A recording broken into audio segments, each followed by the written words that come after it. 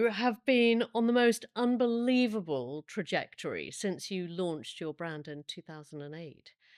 And I just would love to go back to pre 2008. What was the inspiration? I had a varied upbringing where I sort of lived on a farm, but my mother was a fashion designer. So I grew up with a very sort of rural upbringing, but with the fashion as well. And I think that sort of molded who I was. I ended up going to the agricultural college instead of fashion college, which is a story we might talk about later. But when I was there, I was going to events where we were all standing in the same outfit, which I thought was really odd because in no other point in your life would you sort of go to a dinner party or somebody's house and think, "Oh, we're all wearing the same jacket." So I was looking at groups of people, large groups of people, and thinking, gosh, there must be a market for creating something here that people can feel good in, applicable, and have something different to wear. So really that's what gave me the inspiration to think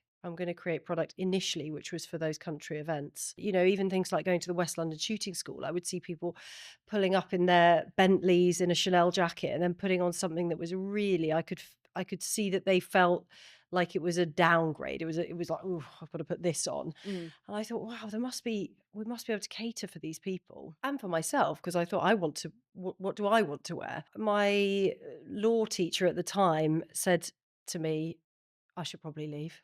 You were just clearly more I interested in don't know. fashion I than. think, yeah. And I kept saying, oh, I've got this idea. I've got this idea. Anyway, I wrote a business plan.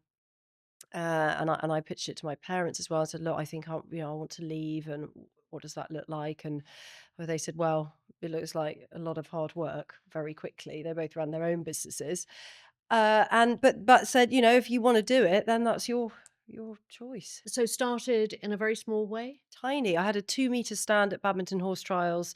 It was smaller than this table, really. To get a customer in, we had to go out of the stand. It was that small.